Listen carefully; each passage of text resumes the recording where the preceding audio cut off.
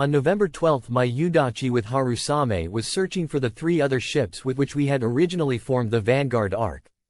In our hunting we never guessed that the earlier mix-up in the 2 180-degree turns had brought the other 3 to the rear instead of the van. I was flabbergasted to see an enemy destroyer suddenly emerging from the darkness, and bearing down to strike us amidship. The nightmare of Bali flashed to my mind. Anyway, I was not ready to fire. We frantically turned away, radioing the discovery to Hiei, but we could not give positions because we did not know where we were relative to our own forces. We ran for a few minutes and I saw gunfire. I was covered with confusion and shame. I ordered Udachi about to head back toward the American column. By that time every man in my ship was boiling mad at our failure to hit the enemy. From then on, Udachi fought valiantly until she sank. Harusame, however, went on to join Nagara. Apparently it lost track of us in the darkness. Udachi was running on overboost at 35 knots. Not only was the Vanguard arc broken but also the inner rein. The 7 hours of blind march and the 2 rapid 180-degree turns were too severe a test for any formation. Hiei shone its searchlight at 2350 to find that Nagara was no longer 2,000 meters ahead, as it had been. The 36-knot cruiser had advanced some 5,000 meters ahead of its position and veered to port in front of destroyer Yukikaze, which was preceding my ship by 2,000 meters. When Hiei's light spotted cruiser Atlanta, an estimated 5,000 meters away, the latter responded instantly with a full salvo of 5-inch guns. Hastily aimed, all 12 shells fell some 2,000 meters short of Hiei. 30 seconds later, Hiei, swinging to port, opened with its 8 14-inch guns. A range of 5,000 meters is almost point blank for guns of this size. Almost all the 1-ton shells hit Atlanta. Rear Admiral Norman Scott and practically all other officers on the bridge were killed in an instant. Thus Abe's opening salvo avenged his friend Goto. It was one of the most accurate ship-to-ship bombardments of the entire Pacific War. Hiei paid a high price for her use of the searchlight. 4 American destroyers in front of Atlanta concentrated their fire on Hiei at distances ranging from a few hundred to 2,000 yards. Lead ship Cushing poured several main battery salvos and torrents of machine gun fire onto Hiei's bridge. Badly aimed, however, these shells and tracers cascaded down around my Amatsukaze. The spectacle was so dazzling that for many moments I stood blinded on the bridge. Fortunately no hits were scored on my ship. Cushing is reported to have released 6 torpedoes at Hiei. None hit. If they overran, none of my crewmen saw them. I am thus inclined to doubt the claim. Cushing's shells and tracers, however, kept crossing over Hiei and showering down around Amatsukaze, seeming to pin us down. Ahead to port was the black coastline of Florida Island, with its many reefs. I shouted, "Gain speed. Let's get the hell out of here to starboard." The ship responded quickly. It broke away from Hiei and, followed by destroyer Yukikaze, raced past to starboard of Nagara. I saw numerous American ships moving like wraiths in the darkness along the coast of Guadalcanal to the right. Turn full right, flank speed. I decided to tackle the enemy ships and deal them a blow before they got in position to hit our confined formation. The next moment, the wraith-like images disappeared into the black coastline. Momentarily blinded by the shells and tracers, I blinked and stared frantically until tears came to my eyes. I gazed intently ahead. 3 Japanese destroyers suddenly appeared from Hiei's right flank, preventing me from shooting at the enemy. Despairing of offensive action at the moment, I looked at Hiei. Her rugged mast was in flames. American destroyer Laffy must have scored some hits. I cursed that misfortune and then noticed that the 3 friendly destroyers had started a swerve to port, obviously trying to cover Hiei from the rear. The 3 ships Akatsuki, Inazuma and Ikazuki were newer ships and faster than mine. I planned to follow behind their column.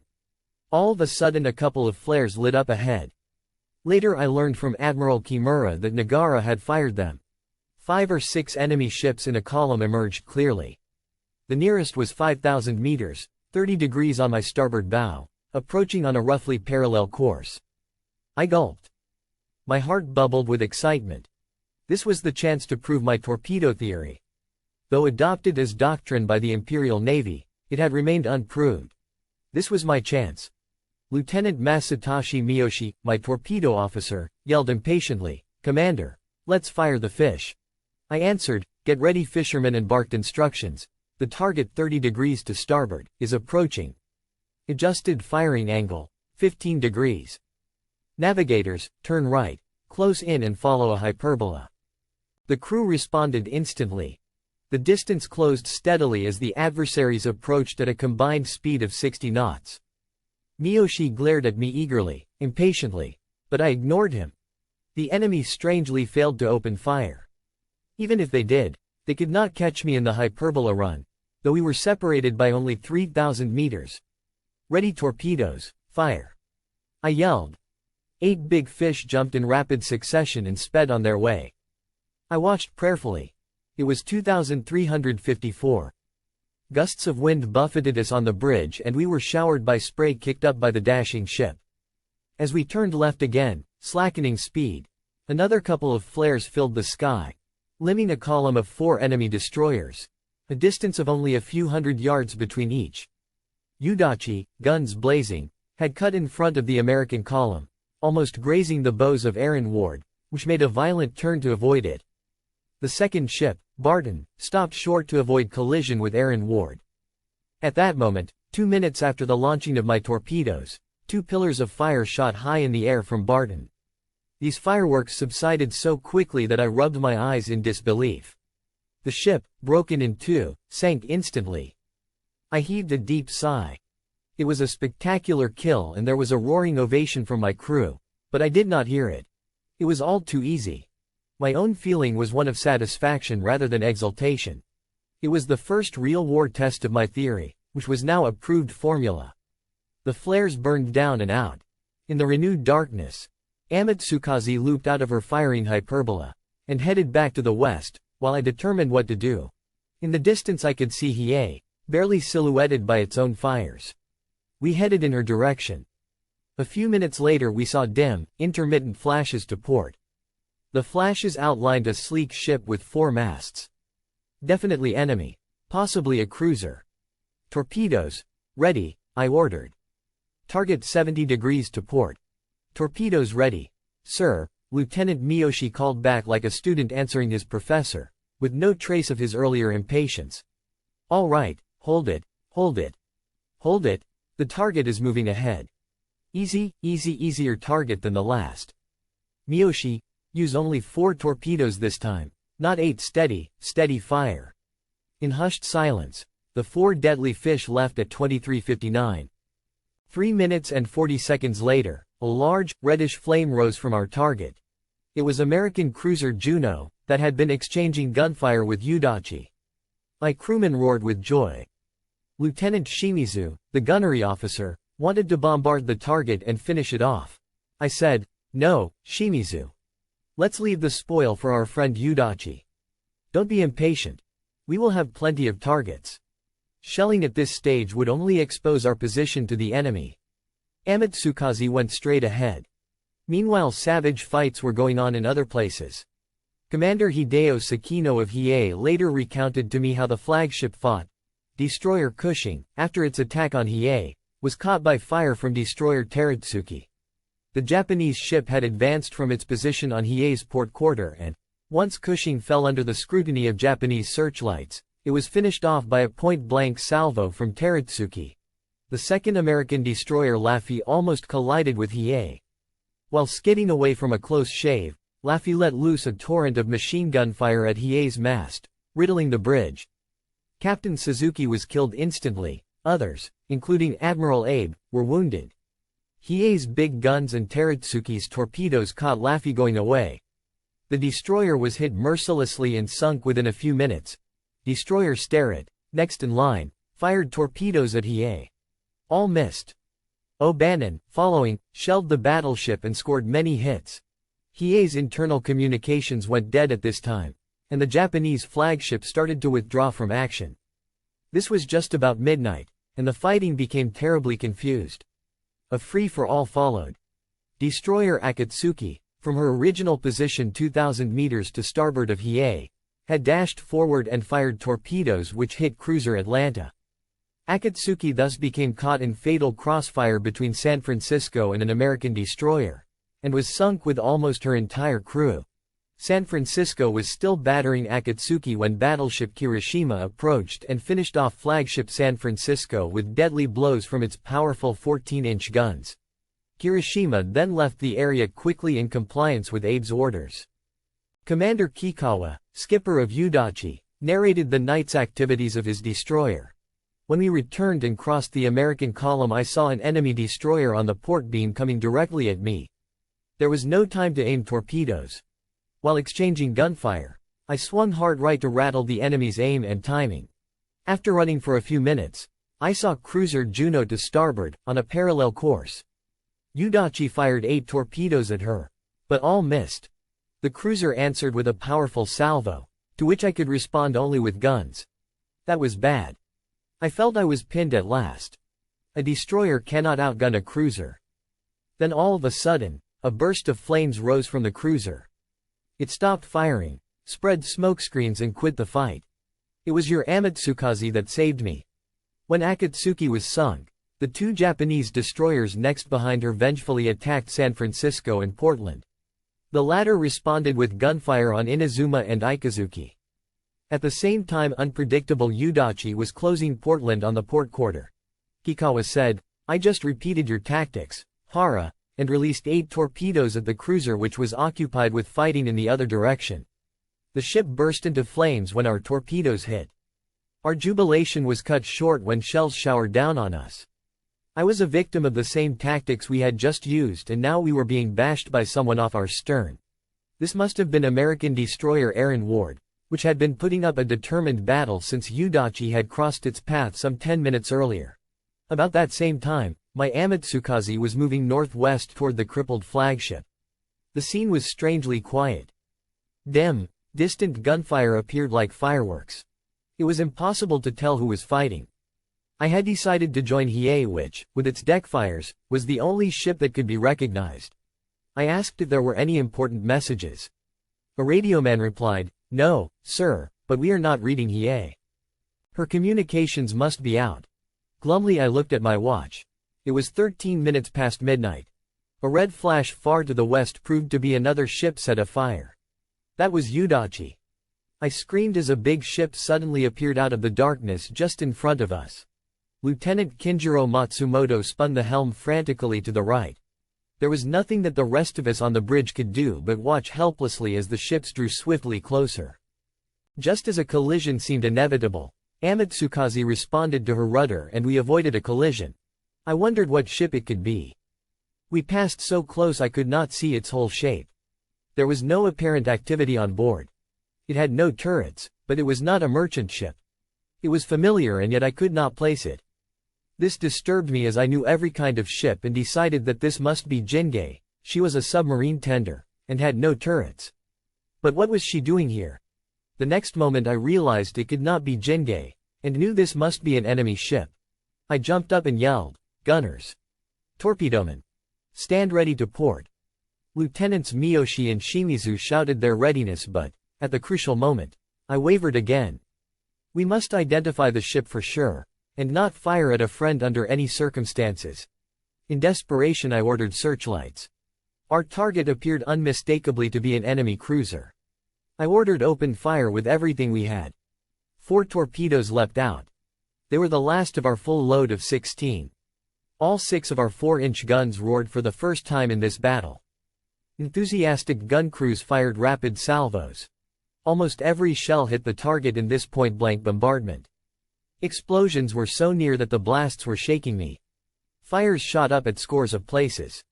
Yet the enemy seemed so taken by surprise that there was no counterattack. Some 20 seconds after we opened the attack, 4 solid underwater sounds were detected. I held my breath, anticipating mighty explosions. 10 seconds passed, but there was no detonation. As the ship wobbled on, I realized my stupid mistake. Every Japanese torpedo had a safety device which prevented detonation under any circumstance within 500 meters of its launching, and our target was no more than 500 meters away. I cursed my stupidity. Through haste I had lost the chance to make a certain sinking. One blunder usually follows another, And it did here. Wild with anger at myself, I forgot to order the searchlight to be turned off. Kikawa had reminded me that a searchlight always attracts enemy eyes. And I had forgotten the lesson. The enemy ship swerved to the left, perhaps to avoid collision, but its movements were erratic. Meanwhile my gun crews continued firing as though shell-drunk. Every shot was hitting home. The phantom ship wobbled on, spewing fire and smoke throughout its length. This was San Francisco, and our near collision must have occurred just after Admiral Callahan and his staff, as well as the cruiser's own staff, had been wiped out by other Japanese ships. The turrets, whose absence puzzled me, had been blown to bits by direct hits from Kirishima's 14-inch guns. All of a sudden shells were failing around my ship. I thought that the phantom ship had revived and was offering a last-ditch fight. Some shells hit Amatsukaze. "Gunners, do not budge an inch," I roared. "Finish it off." Evidently I was shell-drunk too. Our guns continued to pump shells into the enemy ship, my third blunder. Actually there were no shells coming from the dying San Francisco. A shrieking voice came through the deafening roar of guns. Warrant Officer Shigeru Iwata was shouting at me from his observation post just above the bridge. "Commander, another cruiser is sniping at us from 70 degrees to port." My head snapped to that direction, and there was another enemy cruiser. I stood frozen from head to toe, but finally yelled, "Douse searchlight, stop shelling, spread smokescreen." I had not finished the order when the third salvo from the new enemy, later identified as Helena, reached Amatsukaze. 2 shells landed very near. I hunched my back and clung to the railing. The blast was so strong, it almost threw me off the bridge. The detonations were deafening. I got sluggishly to my feet, but my mind was a complete blank for several seconds. Next, I felt over my body, but found no wounds. Looking around I saw with relief that all my nearby fellow officers were alive. What about others? I saw Iwata prostrate, hanging over the range-finding gear. "Iwata, Iwata," I cried. "What's the matter with you?" He did not move. Blood covered his head. A piece of shrapnel had pierced his skull, killing him instantly. A shell had exploded at the fire director station immediately above Iwata's observation post. "Shimizu, Shimizu." I called at his voice tube. "How are you?" No reply came through. "Radioman." "Report," I shouted into another tube. This tube was also dead silent. A second shell had pierced the deck slightly below the bridge and exploded in the radio room, killing everyone in it. The ship was still turning sharply to the right and was now starting into a loop. "Matsumoto, turn the helm," I shouted. "I did turn, sir, but there is no response." Flames rose from under the bridge, apparently from the radio room. More fires flared. Helena had really done a job on us. "Damn it, let's return fire." A gunner struggled to the bridge, blood dripping from a shoulder wound. "Sir, the turrets won't move. The hydraulic system has failed." An orderly came from the engine room, shouting, "The rudder mechanism no longer works, sir. The hydraulics have failed." I talked to both men at once. "What happened to Shimizu? How's the engine? Any fuel fires?" "Lieutenant Shimizu was blasted from the ship, sir, leaving behind only one of his legs. The engine works unimpaired, sir. The fuel has not caught fire." "All right, you, gunner, go get first aid. Matsumoto, go to the engine room and check. Send reports to me every 3 minutes." The ship had come full circle on the ocean and was about to begin a second loop. Helena's shells were still raining around, but very few were now hitting. Near misses shook the ship violently. More fires were starting, but crewmen were active with water hoses. Our guns were still silent, and we had no torpedoes. If the enemy closed, we would be as defenseless as a bull in a slaughterhouse. Amatsukaze's movements were getting more erratic and she started her second circle in dense smoke. The rain of shells diminished as the enemy ship at last began to move away. Good, he was not going to finish the job. An orderly came with Matsumoto's message. "The hydraulic system is definitely out. We will have to operate the rudder with manpower. Please confirm." "All right. Tell him to halt the ship for the shift to manpower operation right away." Miyoshi winced and said, "Are we going to stop right here, sir? So near the enemy?" "Certainly, before we encounter more enemy ships." One of the voice pipes squawked. It was Matsumoto reporting. "Commander, we have patched some of the damage." "Good, Matsumoto. Stop the ship and shift the rudder for manpower operation." As the ship slowly shuddered to a halt, the enemy shelling stopped completely. Apparently the enemy ship had turned around thinking that Amatsukaze was done for. Through the dense smoke I could no longer see the enemy ship. Actually Helena was having its own troubles, more serious than mine. As it had caught me unaware, so it was caught unaware by 3 freshly arrived Japanese destroyers. The trio Asagumo, Murasame and Samadare originally had been in the vanguard arc formation with Udachi and Harusame. Because of the drastic pre-battle maneuvers, they had fallen to the rear just before the battle started. They finally came on the scene barely in time to catch Helena. The enemy cruiser was battered helpless by 3 ships emerging from nowhere. Before it could determine who and where the new opponents were, Helena was defeated. Murasame's torpedoes delivered fatal blows, but the cruiser miraculously drifted a few more hours before sinking. Asagumo, Murasame's teammate, turned its guns toward another enemy ship approaching from the east. Destroyer Monson, her identification lamps lit, approached naively in the belief that the 3 prowling ships were friendly. Her lamps were suicidal, just as my searchlight had been when it attracted Helena. Several rapid salvos disabled Monson, and Asagumo finished her with torpedoes. Monson had been followed closely by Fletcher, who, in no mood to challenge the Japanese trio, turned tail and cleared out. Starrett, one of the surviving enemy destroyers, claimed the sinking of a Japanese destroyer at this time and location with 2 torpedo hits. But there was no such Japanese destroyer. Akatsuki had sunk some time earlier, and Udachi was still burning several miles to the west. It appears evident that Starrett must have mistakenly sunk an American vessel. Her victim must have been one that was still barely adrift after absorbing a surfeit of Japanese torpedoes and shells. Some American versions say that Japanese guns fired on Japanese ships near the end of this battle. After checking with all my friends who took part in the battle, and after examining damage to the surviving Japanese destroyers, I can definitely state that this contention is unfounded. On the other hand, many of my friends say that the American ships exchanged gunfire among themselves in this battle. After Amatsukaze's helm and rudder were disengaged from the shattered hydraulic system, we resumed navigation. Luckily the engines were in good order, and we quickly picked up a 20-knot speed. It is always difficult to handle the rudder of a 2,500-ton ship manually, and Amatsukaze had been badly battered. Her gears were twisted and there were many gaping holes in the hull. The ship moved like a drunken man, skidding wildly from side to side. After a few painful minutes of watching this erratic movement I knew what had to be done, and spoke into the tube. "Matsumoto, I will take over. This manpower operation requires experience. Your timing is off. From now on I will give steering orders from up here and you pass them to your boys."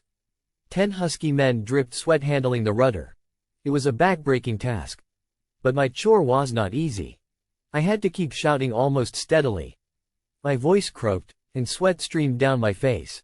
The veering movement continued, but the steering was less erratic. At 3 Miyoshi reported that all fires were under control. A few minutes later I saw Hiei to port. Her fires appeared to have subsided, but the flagship was almost at a standstill. There were no Japanese ships around to offer help.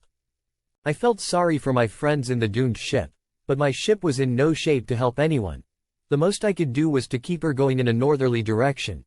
It was barely possible for us to negotiate the narrow waters of Indispensable Strait. Mustering all my strength and determination, I kept shouting directions into the voice tube, and we kept moving. At the first sign of daylight Ensign Shoji shouted, "3 enemy planes approach." I ordered, "Miyoshi, take command of the guns. Do your best." The torpedo officer darted from the bridge. An orderly reported shortly, "No guns rotate, and only number 1 gun can be elevated skyward." That lone gun fired rapidly as the planes came close. They overestimated our speed and released their bombs too early. The nearest one fell some 300 meters off our bows. After one passed, the planes turned back toward Guadalcanal. More planes would probably follow, but brooding was of no use. We had work to do just keeping the ship moving forward, and we kept at it. Our luck seemed about to run out when Shoji next reported, "Commander, a ship sighted 9,000 meters ahead, speeding straight for us. What should we do, sir? Instead of replying, I yelled into the pipe again. Matsumoto, an undetermined ship is sighted ahead. Make your maximum speed. We can do nothing but ram if it is the enemy. Shoji dashed out to prepare the crew for this drastic action. I glanced again at the ship. It was closing on us at a speed of well over 30 knots. After a tense minute I breathed a deep sigh of relief, and called my orderly to summon Shoji quickly. It's a Japanese destroyer, yes. Yukikaze, unmistakably. Shoji came back leaping and bouncing with joy and relief. From a distance of 3,000 meters a Yukikaze signalman started waving flags. They were distinct in the morning light. Heartiest congratulations to Amatsukaze. We were heading to assist Hiei. Anything we can do for you? My signalman immediately relayed my answer. Thanks for your greetings. Don't bother about us. Go ahead full speed. Enemy planes already spotted us. Very probably Hiei too. Be prepared for air attack. Good luck. We passed Yukikaze on our port beam at a distance of 1,000 meters. Crews on deck exchanged greetings. Though they had traveled a long way together in the meantime, this was the first time the two ships had seen each other since early the previous day. Yukikaze had been stationed immediately ahead of Amatsukaze in Abe's complex formation. We had not been visible to each other for the many hours of our blind march. In the battle, Yukikaze and cruiser Nagara were among the first to withdraw from the area. Yukikaze had not received a single hit. My warning to Yukikaze proved right. Scores of marine bombers swarmed over Hiei and demolished her. Admiral Abe ordered Hiei scuttled before abandoning ship, as Yukikaze came alongside. It was this scuttling order which cost the jobs of Abe and Captain Masao Nishida, Hiei's skipper. A few days later, after passing Yukikaze, my ship slowed to its previous 20 knots. We were out of the hazardous strait and in a wide area. Our worries about shoals and reefs were over. But new worries cropped up. Daylight was unwelcome to a lone crippled ship, in an area infested by enemy submarines. The sonar equipment in Japanese destroyers, as explained earlier, was not of a high standard. Even when in working order, it was useless when a ship was running at 20 knots or better. Amatsukaze's sonar was completely dead at this time. Matsumoto, you had better change your rudder detail every hour. We will need real muscular strength to make any abrupt turns. Submarines may set on us at any moment. Strangely enough, for the next 12 hours there were no attacks. Enemy submarines must have seen Amatsukaze. Perhaps there was no attack because they did not realize that the lone wolf was limping. Amatsukaze was running at a steady 20 knots. Its skidding to left and right must have seemed like an intentional zigzag pattern. Had they come close, they would have seen how beaten up and crippled we were. About 1,500 another Japanese destroyer loomed on the horizon. Knowing we had reached safety, I suddenly felt exhausted. Accurate navigation had brought us to a spot about 250 miles north of Guadalcanal, where Vice Admiral Takeo Kurida's fleet was standing by to sortie that night. As we closed in, I found destroyer Teretsuki, another companion of the Abe fleet. My signalman sent a message inquiring as to the general situation. A reply came quickly. Welcome home, Amatsukaze. Our heartiest congratulations. You were reported lost hours ago. Few of us expected your return. Our fleet did well. Only Hiei and Udachi were reported dead in the water.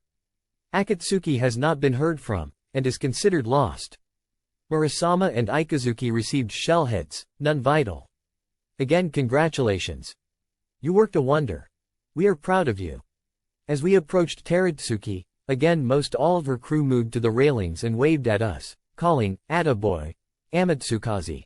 Several other ships repeated the same kind of welcome for us. But I felt no triumph at all. My heart was heavy with remorse at my blunders. Amatsukaze was already inside the formation of Kurida's ships, and was slowing down. His flagship, 27,500-ton battleship Kongo, emerged like a fortress. Her signalman was sending a flag message to us. From Admiral Kurita to Commander Hara, I salute your brave return and am pleased to inform you I have orders for you to go along in my sortie. I shall be proud to have you with us. Acknowledge.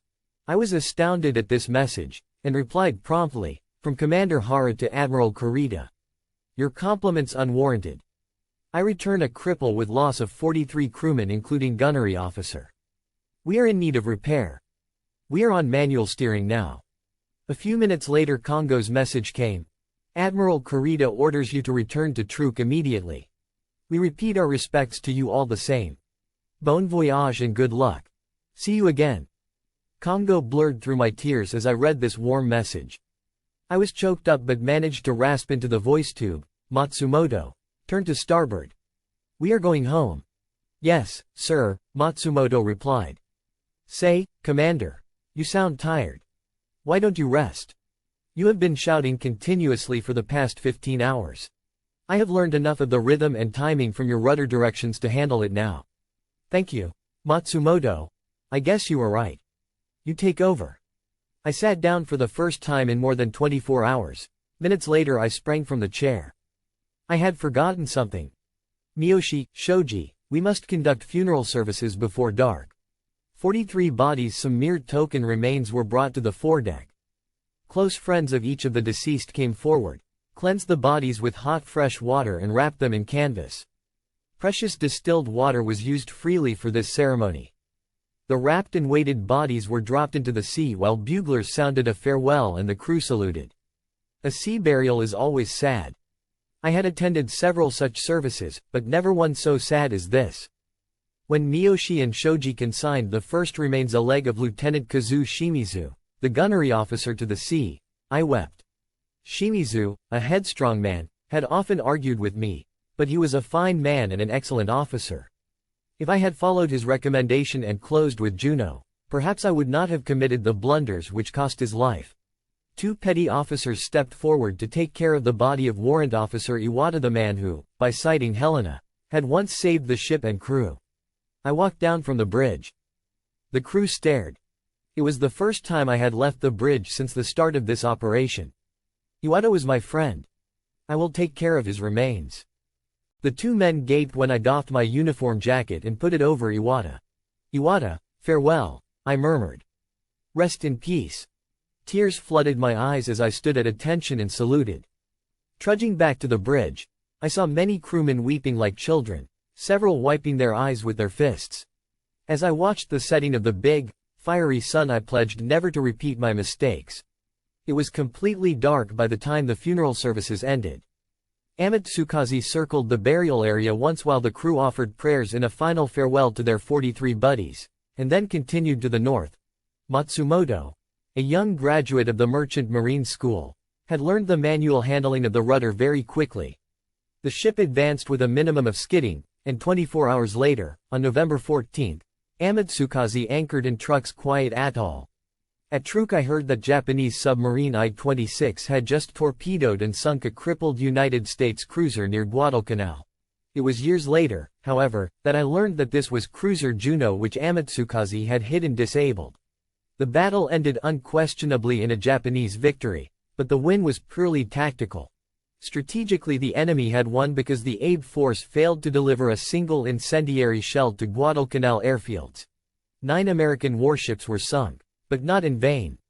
They contributed greatly to the American side in the bitter contest for this island. Admiral Yamamoto at Truk was upset by the failure of Abe's mission.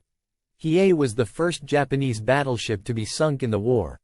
Its scuttling infuriated Yamamoto, who had been quite lenient with earlier blunders committed by others of his men. The high command in Tokyo was also stung. The anger of the top admirals did not abate when they heard of Vice Admiral Nobutake Kondo's failure, immediately following that of Abe. A panel of admirals was established to conduct a secret court of inquiry. Abe and Captain Nishida, Hiei's skipper, were called to testify. They offered no defense of their actions or mistakes. The court's verdict was retirement for the two officers, almost the equivalent of the U.S. Navy's dishonorable discharge. They were allowed pensions, but were barred from public office. On the night of November 13, Rear Admiral Shoji Nishimura's squadron of 3 cruisers and 4 destroyers closed the coast of Guadalcanal and shelled the airfields. The shelling was so ineffective that Marine planes rose from these airfields next morning. They teamed with carrier Enterprise planes and swooped on a Japanese convoy of 11 transports, sinking or disabling 7 of them. The planes also sank cruiser Kinagasa and heavily damaged 3 destroyers. Admiral Kondo, Deputy Commander-in-Chief of the Combined Fleet, was ordered to replace Kurita as leader of the next sortie on the night of November 14.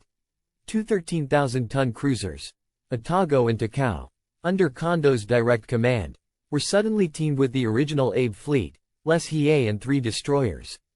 Admiral Yamamoto's choice of Kondo proved to be a disastrous mistake. It is still a mystery to me why Yamamoto thought so highly of Kondo, even after his half-hearted actions in 2 earlier important battles. Kondo's 3 battleships, small cruiser and 9 destroyers encountered a clearly inferior American force of 2 battleships and 4 destroyers led by Rear Admiral Willis Augustus Lee. Despite his distinct numerical advantage, Kondo lost battleship Kirishima and a destroyer, while Lee lost only 3 destroyers. Kondo's 2 fast cruisers were still intact. But Kondo ordered their withdrawal without even trying to give chase to the American ships. It was his 3rd such half-hearted effort in 4 months. Admiral Yamamoto, who was stern with Abe, was strangely lenient with Kondo. Many of Kondo's officers were ashamed of him and of themselves. They preferred not to talk about the battle. Kondo was the British gentleman sort of man. He was amiable and affable to everyone and was known as a scholar. He was always good to me and I had great respect for him. But I must say that it was one of Yamamoto's greatest errors that he so greatly overvalued Kondo's fighting ability. Kondo might have been a great commandant of the Naval Academy, but he was a misfit as commander of a naval fighting unit.